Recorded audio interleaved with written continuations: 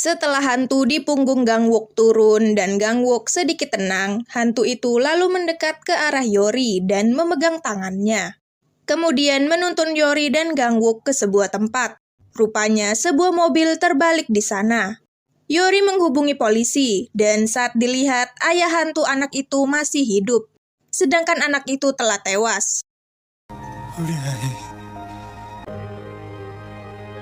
Saat semua korban sudah dibawa ambulans, anak tadi kembali memegang Yori.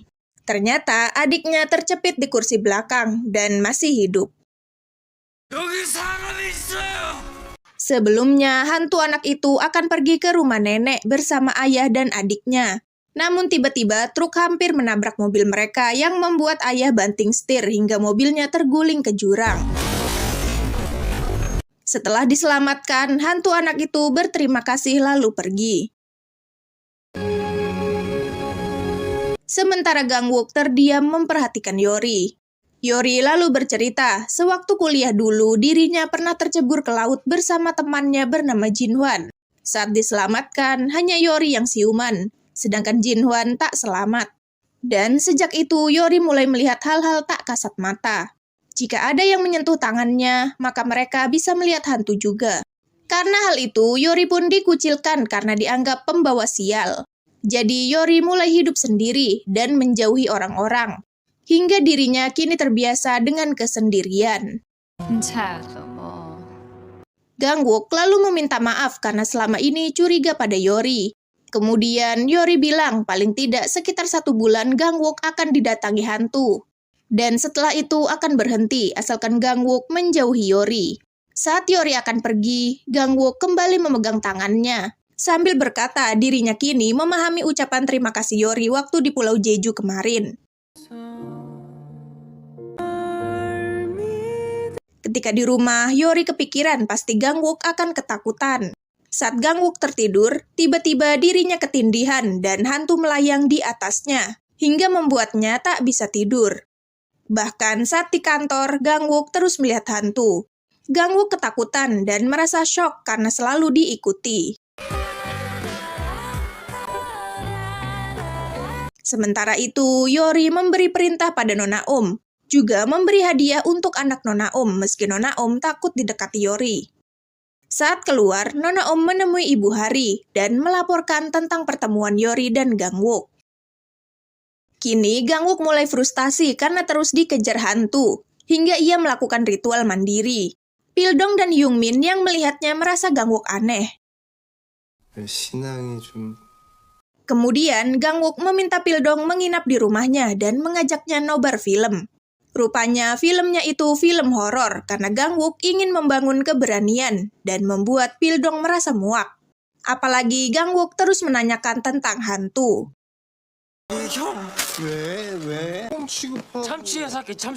Baru 1 pekan berlalu, tapi Gangwok sudah tak tahan terus-terusan diteror hantu.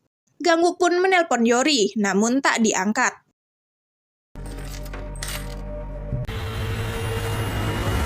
Jadi Gangwok bergegas naik taksi ke rumah Yori. Yori akan keluar untuk mengambil paket, namun tak jadi karena Gangwok ada di gerbang.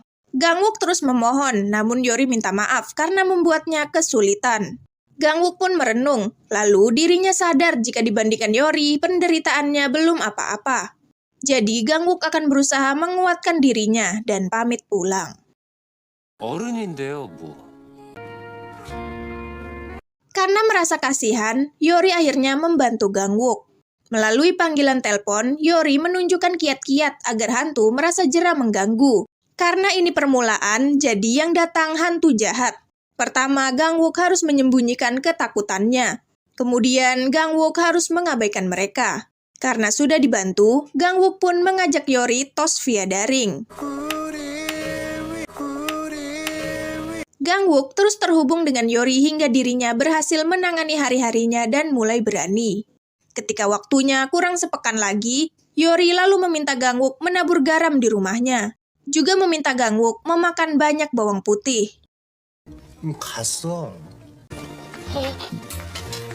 Saat Jaksa Agung datang dan duduk di meja Gangwok, aroma bawang putih memenuhi sekitar. Gangwook yang tengah mengunyah kaget melihat hantu tiba-tiba menoleh, lalu tak sengaja menyemburkan bawang putihnya ke wajah jaksa agung. Dan di malam harinya, Gangwook mengajak Yori bersulang karena waktu dihantuinya tinggal sehari. Gangwook berterima kasih juga bilang dirinya ingin bisa terus terhubung dengan Yori, karena suara Yori menenangkannya. Namun Yori tak bisa dan memintanya pura-pura saling tak kenal ke depannya. Keesokannya, Gangwook merasa sedih karena berpisah dengan Yori. Begitupun dengan Yori. Saat Hari menelpon, Yori mengira itu Gangwook. Jadi Yori keceplosan membahas hantu. Dan Hari pun langsung curiga. Ketika melihat Minhwan, Hari menyapanya. Hari ingin dekat dengan Minhwan, namun Minhwan hanya mempedulikan Yori dan membuat Hari kesal. Jadi Hari menemui Sungjae dan bilang jika Yori yang melaporkannya pada polisi. Hari lalu menerima tawaran Sungjae dan meminta Sungjae untuk membuat Yori kehilangan cinta nenek. Saat Gangwook akan pulang, Pildong memberitahunya jika Sungjae akan segera bebas. Gangwook merasa tak terima, namun ketua jaksa hanya bisa menuruti atasannya. Ketika Sungjae keluar, Gangwook menemuinya dan mengancam dengan dana gelap ayah Sungjae. Sungjae memperingatkan Gangwook jika dia akan menyerang kelemahan Gangwook, yakni Yori. Gangwook yang panik lalu bergegas ke rumah Yori. Namun dia jadi ragu karena teringat ucapan Yori. Sementara itu, Yori yang tengah menyetir menyadari dirinya tengah diikuti. Saat dirinya menepi, mobil itu berlalu. Namun mobil hitam tiba-tiba datang dan preman menculiknya. Gangwook pulang ke rumah dan terkejut ketika melihat nenek menggali kimchi. Lalu mereka pun makan bersama. Gangwook lalu cerita jika dirinya tercebur di Jeju dan membuat nenek kaget. Kemudian nenek berkata jika malam ini Gangwook tak boleh kemana-mana karena ia bisa terkena masalah. Kini Gangwook merasa hantu-hantu itu sudah menghilang. Gangwook ingat ucapan Sungjae dan mencoba menelpon Yori, tapi ponsel Yori mati. Karena khawatir, Gangwook ingin ke rumah Yori, namun tak jadi karena ketahuan nenek. Karena tak bisa pergi, Gangwook izin mandi dan akan tidur pada nenek. Sementara itu, Yori disekap Sungjae karena Sungjae merasa dendam, dan hantu melihatnya dari luar. Saat Gangwook selesai mandi, dirinya kemudian menemukan tulisan "Temukan aku" di kaca. Selain dendam, Sungjae juga ingin mewujudkan syarat dari Hari. Jadi rencananya, Sungjae akan menyuntikkan narkoba dan membuat narasi Yori seorang pecandu, agar Yori terlibat skandal dan citranya rusak. Namun, saat akan menyuntik, di waktu yang tepat, Gangwook tiba-tiba datang dan menghajar anak buah Sungjae. Gangwook berhasil membawa Yori ke mobil, namun dirinya justru ditabrak Sungjae dan tak sadarkan diri. Saat polisi datang, Pildong cepat-cepat memanggil ambulans. Yori merasa sedih dan syok, lalu menemani Gangwook di ambulans. Gangwook pun dilarikan ke IGD, dan membuat Pildong dan Hyungmin histeris. Dokter berusaha menyelamatkannya, namun denyut jantung Gangwook terus melemah dan akhirnya berhenti.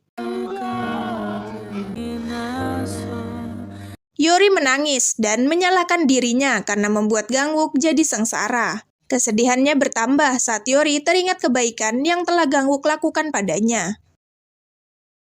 Dan tiba-tiba Gangwook berdiri di hadapannya. Yori merasa itu hantu Gangwook. Tangisnya tambah jadi, dan Yori pun memeluknya.